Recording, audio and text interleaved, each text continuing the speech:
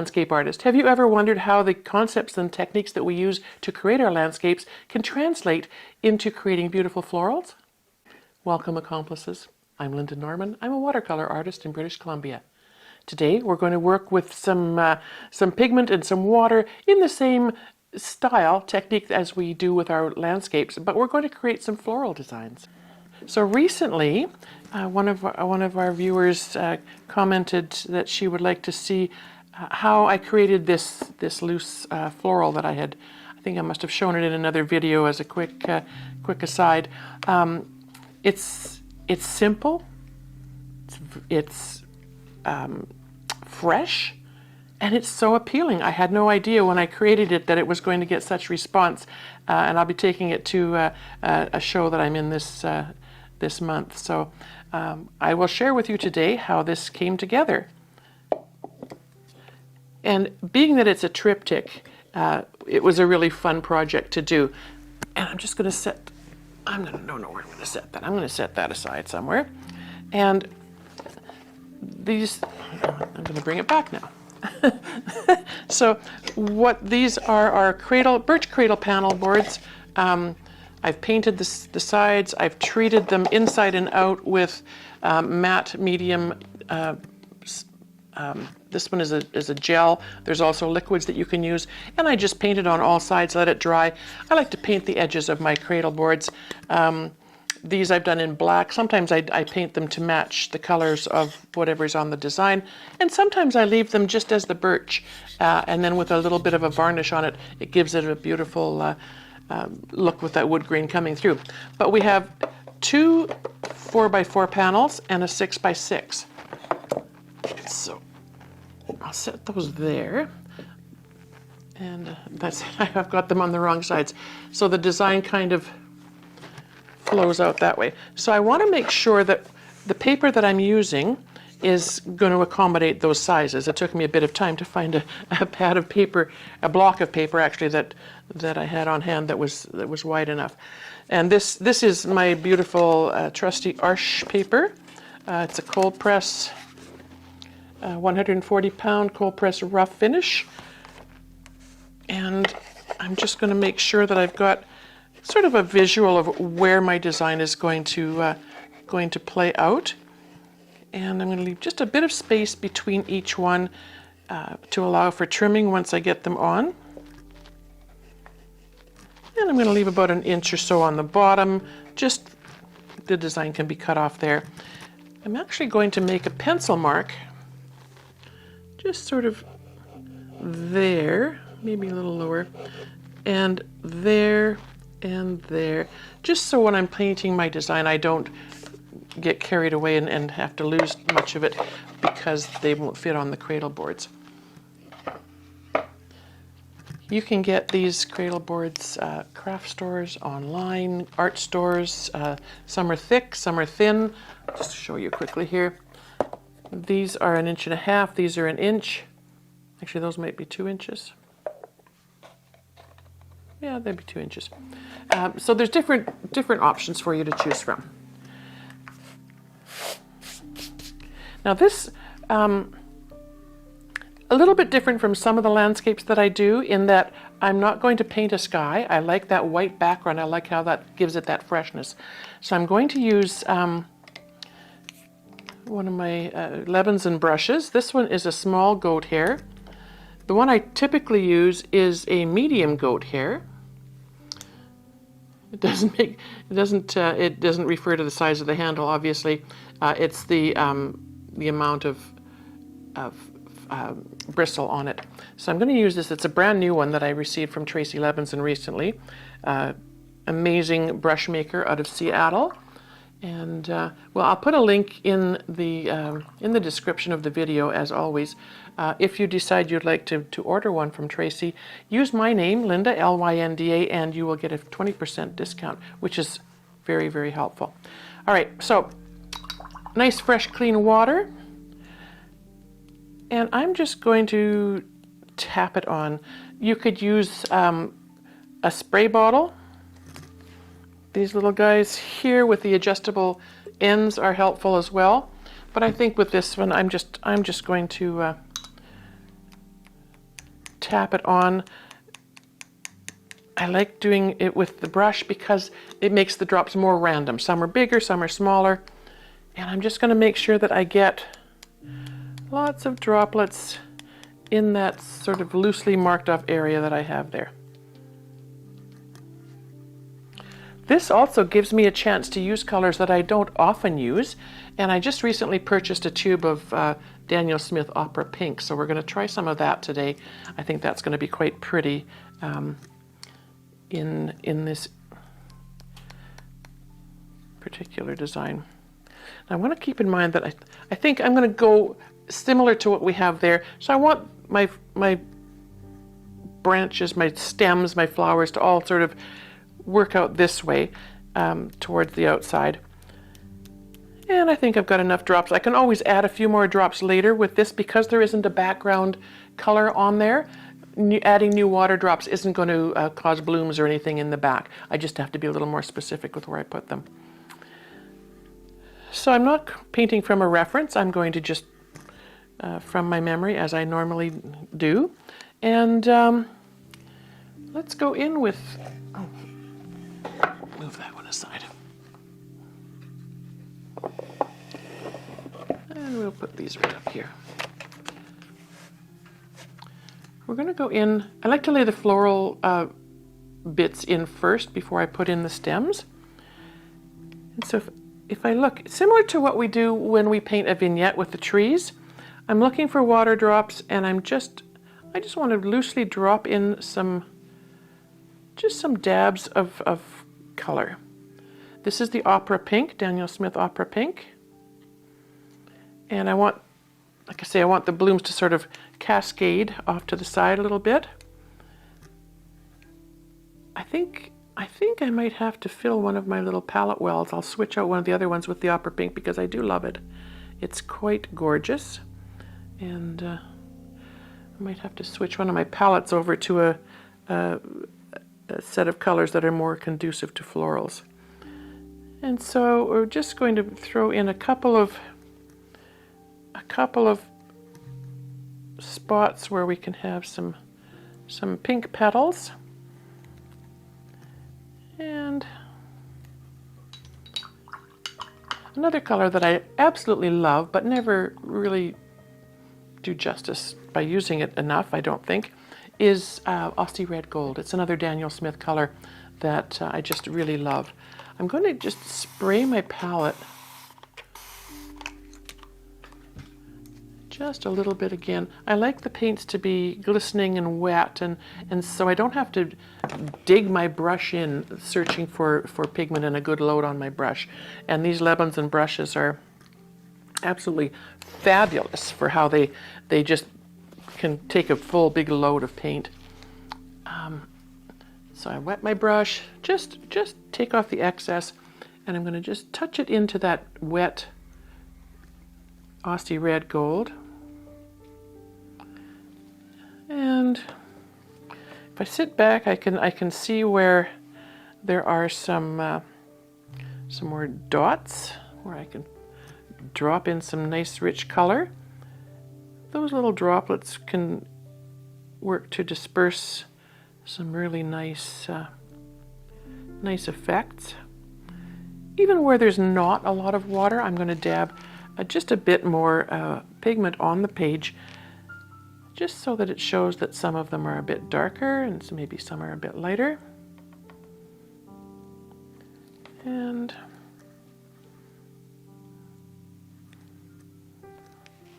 we'll throw a few more of those little dabs of color in there. Break up the pink area a tiny bit. I can always take just a wet brush and touch it to the edge of some of these pigments just to help the pigments flow out a tiny bit. I'm not concerned much about, pardon me, whether they're actual flower shapes. As with my landscapes, just the indication, and your viewer will see what what your intentions are. I had a bit of a line there. I'm going to try to pick that up a tiny bit with a thirsty brush. So brush just dry, and when you touch it, it picks up most of the pigment. Now to add some depth to those florals, I've got some nice quinacridone purple here, and I'm just going to take that and touch it into the pink areas just a bit. They're still wet, so the water will pull that pigment through into the pink a little bit, give it a bit of depth. I'm dipping into my palette with just the tip of my brush. The palette is quite wet. I've just recently sprayed it, as you saw, and I'm not taking up a lot of pigment with this. I just want enough to just enhance one part of that little pink pigment. It just helps to give maybe the indication of the base of a flower. I'm not going to put the purple in with the Aussie red gold, because purple and gold and yellow tend to make a brown, and I think for this one I don't really want a lot of brown happening in the design.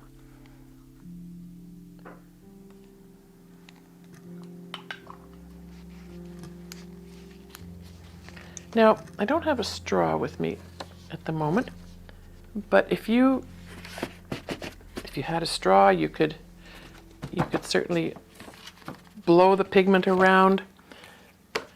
You can scruff your brush up. You can pull the pigments out a tiny bit, make these flowers a bit more fluffy.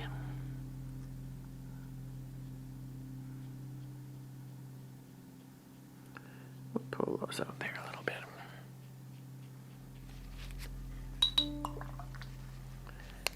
And I think with the gold color, the Aussie red gold, I'm going to go in with, I have another palette here with, I'm just going to set that right on top, because it's got the sap green that I really think I want to put in the base of those gold flowers. So a nice wet palette, one little touch on the tip of the brush, just a little bit of pigment.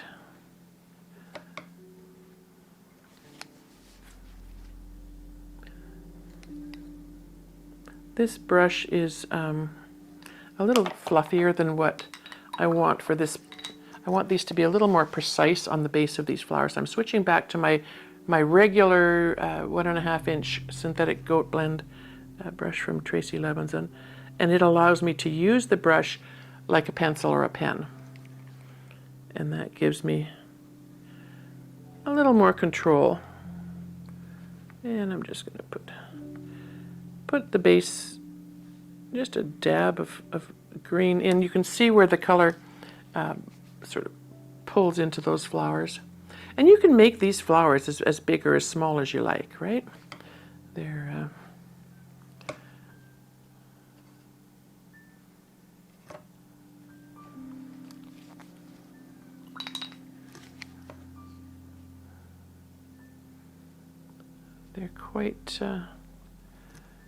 quite movable.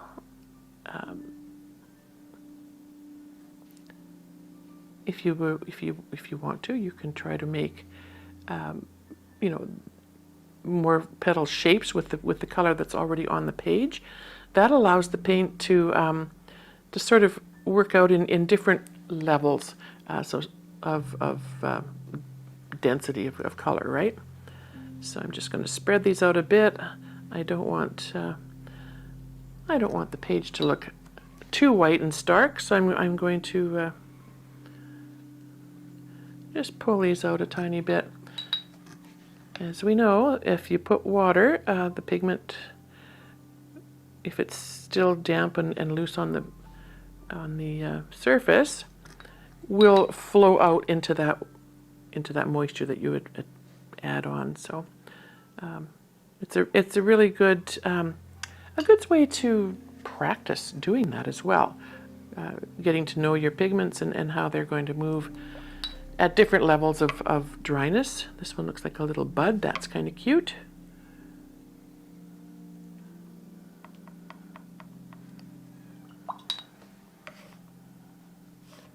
And they're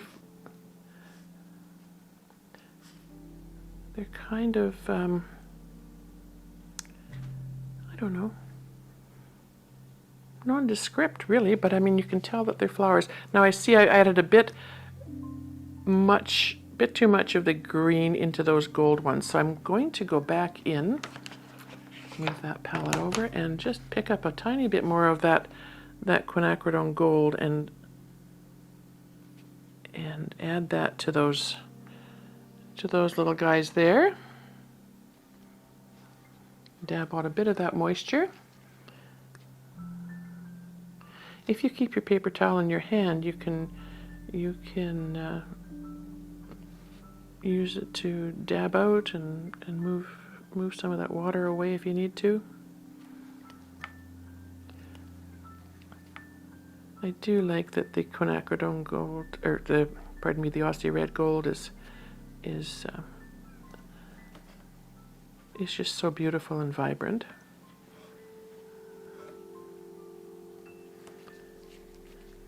And I think, you know, if I had more time, I probably would have done more flowers, but I think for now, for demonstration purposes, we'll leave it like that. I'm going to go back to my other palette with the, pardon me, sorry for banging and crashing, with the sap green.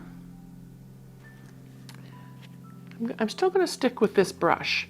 I love that the point on it is going to give me that flexibility to use it as a pencil. And there's still a bit of moisture drops on the page, so if I was to just sort of pull the pigment, the load on my brush, and try to sort of join those stems up to the flowers on the page, then if you're using a nice flexible brush like this, it doesn't take much pressure, and allow the brush to sort of move the way it wants to, and you can wiggle it and make it as thick or thin as you like. I like to sometimes with the branches sort of give them different directions. Move them off to the side a bit. I'm going to you can see where that probably could have been a nicer or a larger flower, but that's okay. And it really doesn't matter whether you go from the flower to the base or from the base up to the flower. If you keep a light touch, these are kind of like wildflowers, right? And so we're painting with a bit of wild abandon.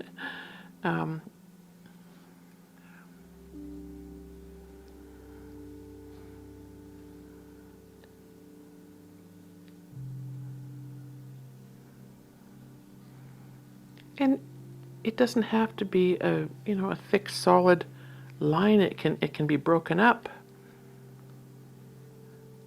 If you look at leaves and grasses and things, they have different colors, different shades as they turn and they grow in different directions. Now with the side of my brush and a little bit more water,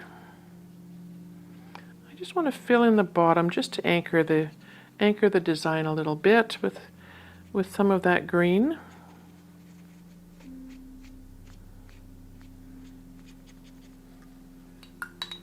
And I'm even going to go in with, I'm going to switch palettes again, and I'm going to go into my undersea green, which is another deeper tone of green, and just fill in a little bit, just to add a bit more depth and shading in that bottom part.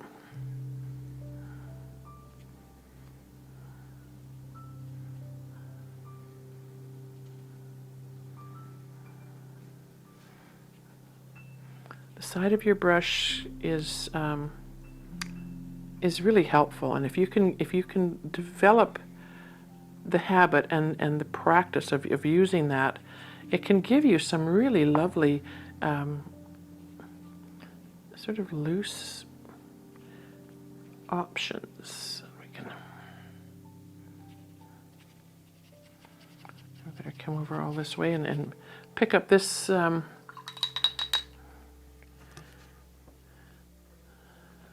edge here where the you see the undersea green is very dark, very deep, nice for really just under that base. It's all going to dry a little bit lighter.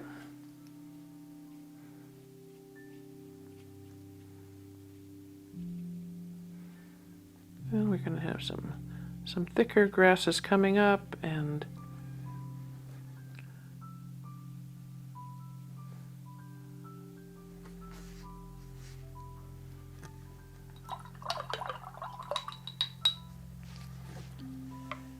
I do like how some of these flowers have just sort of flowed out to create a little bit of a blossomy shape. I think that's quite pretty. And now this is the line that I made there, so I don't want to go any higher than that. I don't see any other drops at the moment that I would want to use, but I'm thinking these are going to be smaller pieces, and this is going to be the larger piece. So this is going to cut off about probably there. So my center, I think it would be interesting to have another flower here. Kind of interests me. So I'm going to put one there, and probably I'm going to add a bit more color to this one. It's quite wet. I'm going to dab out some, just add a bit more color.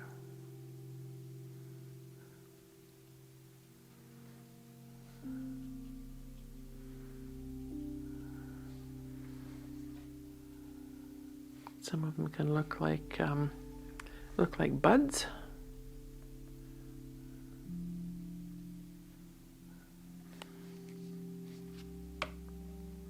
And there's another one here that could use just maybe a bit more pink, just to brighten things up a little bit. And then I see there's a pink one over here that does not have a stem. We can't have that. So I'm going to just bring that to a point. And don't have quite enough water on my brush.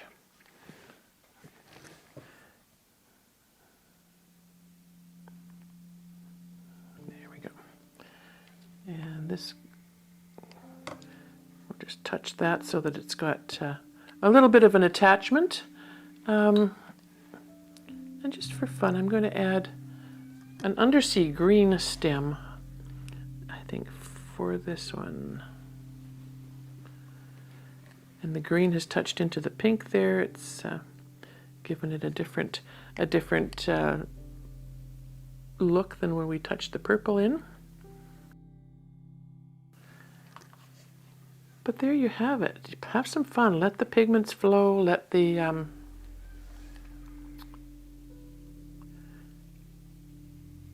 flowers sort of appear as they want to. I wouldn't do a lot more with these. See, I like that that they're kind of that wildflowery look. I mean, you could certainly add another level of colored flowers. You could put purples or blues or anything else in as well.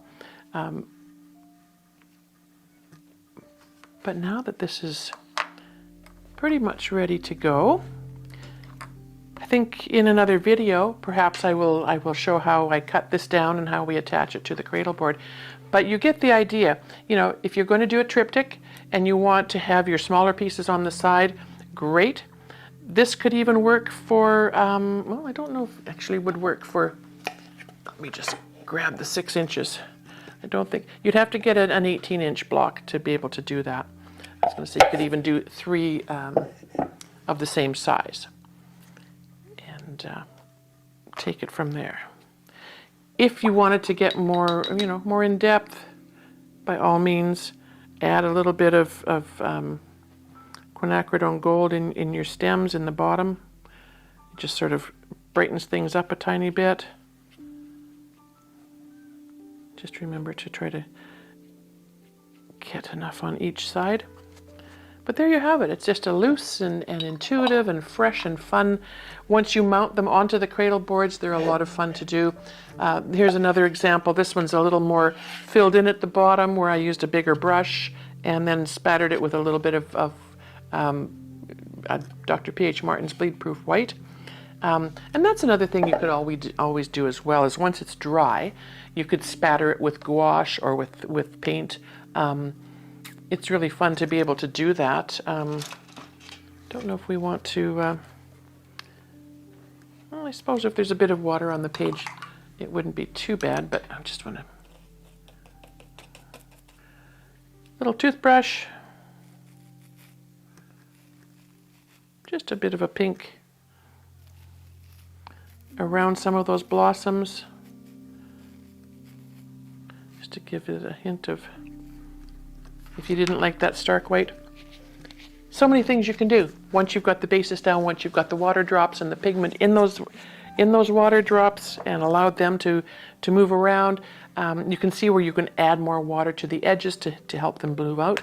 If you don't have your background completely wet, you can do that. You can control those little droplets and those little puddles of water. If you had painted a background and were painting wet on wet, there would be no way to define these smaller pieces of color that you want in for your florals. So very simple, very basic, but really a fun exercise to do. And once you get them on those cradle boards, it takes them to another level altogether. Thanks for joining me today.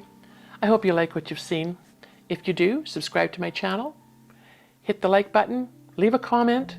Visit my website, bandrystudio.com. That's BANDRAOI studio.com. Or head on over to our membership area. We're going to have some fun things happening there soon.